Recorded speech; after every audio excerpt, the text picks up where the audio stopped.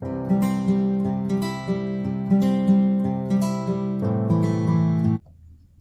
Friends, welcome back to my channel Deep classes, जिसमें हमारा आज का टॉपिक है MHD 10 से कुछ महत्वपूर्ण अंशों की व्याख्या, जो एग्ज़ाम के लिए बहुत इम्पोर्टेंट है। लेकिन हमारा आज का वीडियो स्टार्ट करने से पहले अगर आप हमारे चैनल पर नए हैं या आपने अभी तक हमारे चैनल को सब्सक्राइब नहीं किया है तो इसे सब्सक्राइब कर ले, जिससे हमारे आने वाले वीडियो के सभी नोटिफिकेशंस आप तक पहुंच सके। साथ ही MHD से रिलेटेड अदर वीडियोस के लिए आप हमारे चैनल की प्लेलिस्ट में जाकर उन्हें देख सकते हैं। तो चलिए बिना देरी किए हम अपना आज का टॉपिक स्टार्ट करते हैं। MHD 10 का जो चौथा महत्वपूर्ण अंश है वो है वंशीधर ने अलोपीदीन को आते देखा तो उठकर सत्कार किया, किंतु स्वाभिमान सहित समझ गए कि यह महाशय मुझे लज्जित करने और जलाने आए हैं। क्षमा प्रार्थना की चेष्टा नहीं की, वरन उन्हें अपने पिता की यह ठकुर सुहाती की बात असह्य सी प्रतीत हुई, पर पंडित जी की बातें सुनी तो मन की मैल मिट गई। पंडित जी की ओर उड़ती हुई दृष्टि से देखा, सद्भाव झलक रहा था। गर्व ने लज्जा के सामने सिर झुका दिया। शर्माते हुए बोले, यह आपकी उदारता है जो ऐसे कहते हैं। मुझसे तो कुछ अनिवय हुई है, उसे क्षमा करिए। मैं धर्म की बेड़ी में जकड़ा हुआ था, नहीं तो वैसे मैं आपका दास हूँ।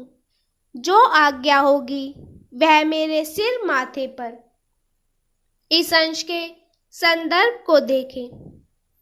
प्रस्तुत अवतरण प्रेमचंद की रचित कहानी नमक का दरोगा से लिया गया है। अलोपीदीन को गिरफ्तार करने के बाद वंशीधर को मुअत्तल कर दिया गया। पिता एवं घर के लोग उन्हें खरी खोटी सुनाते, समाज वाले धिक्कारते हैं। इस तरह एक सप्ताह बीत जाता है और एक दिन पंडित अलोपीदीन वंशीधर के घर आते हैं।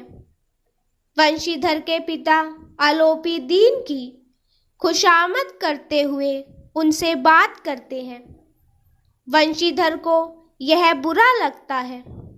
अलोपीदीन वंशीधर को अपना मैनेजर नियुक्त करने का प्रस्ताव रखता है।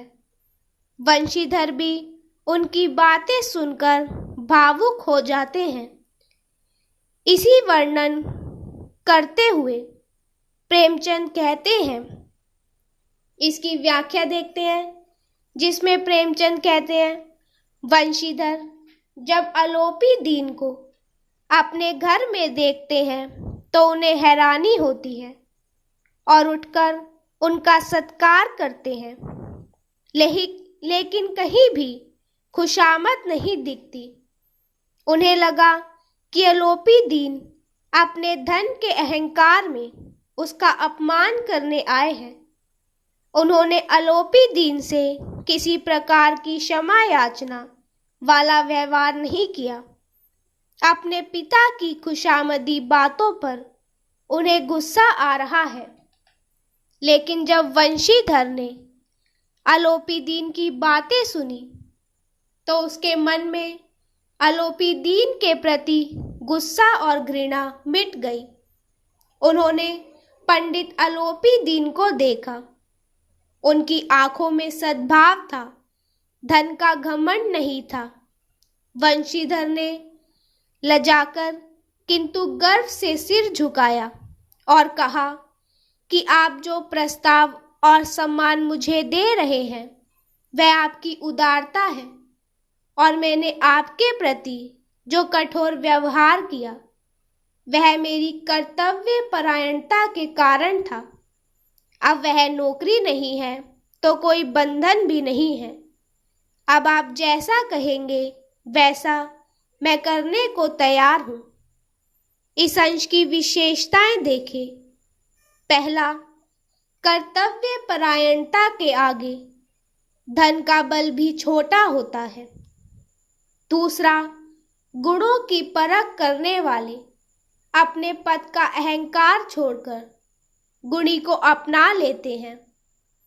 तीसरा, मानव की अवसर के अनुसार व्यवहार की झलक है। अब पांचवा अंश देखें। कामतानाथ ने दूरदर्शिता का परिचय दिया, नुकसान की एक ही कही। हम में से एक को कष्ट हो तो क्या और लोग बैठे देखेंगे? यह अभी लड़के हैं, इन्हें क्या मालूम समय पर 1 रुपया 1 लाख का काम करता है। कौन जानता है कल इन्हें विलायत जाकर पढ़ने के लिए सरकारी वजीफा मिल जाए या सिविल सर्विस में आ जाए।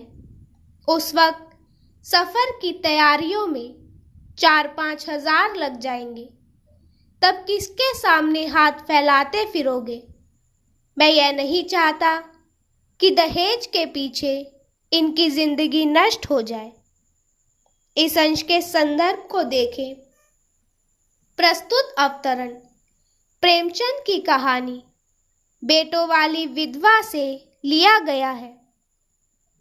इस कहानी में पिता के मरने के बाद बेटे माँ की किस तरह दुर्गति करते हैं और अपने बच्चों की उन्हें बहुत फिक्र है। बेटों के लिए माँ पर 1 रुपया खर्च करना भी भारी पड़ता है।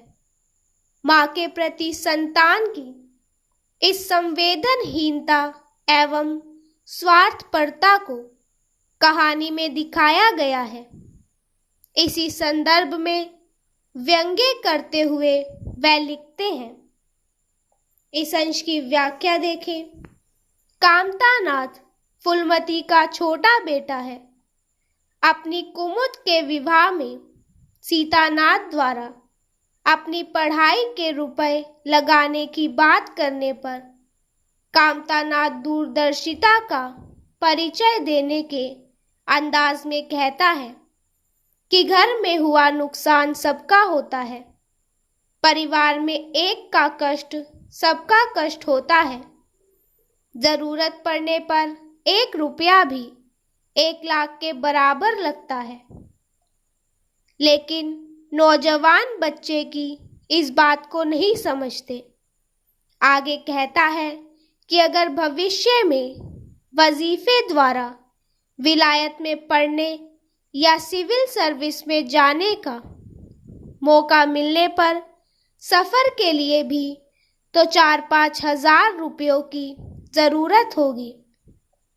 अगर आज नहीं बचाया तो कल किससे मांगेंगे?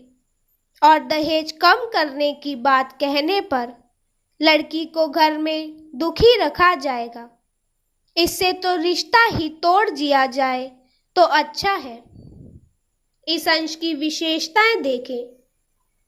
पहला, दहेज की कुप्रथा का समाज पर प्रभाव दिखाया गया है।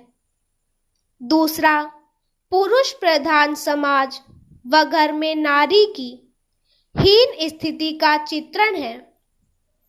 तीसरा, धन का लोभ किस तरह रिश्तों को संवेदनहीन बना देता है, इसी यथार्थ अभिव्यक्ति है।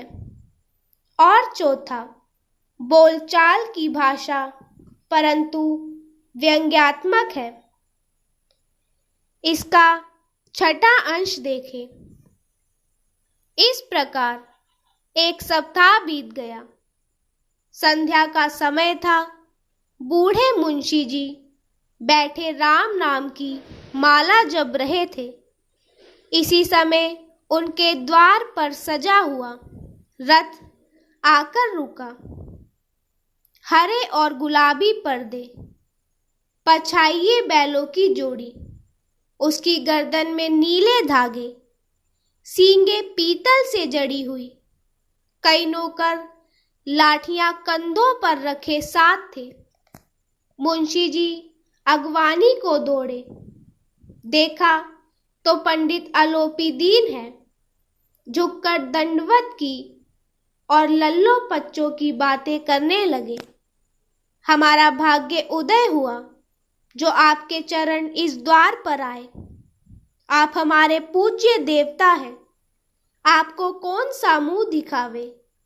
मुंह में तो कालिक लगी हुई है, किंतु क्या करे, लड़का अभागा कपूत है।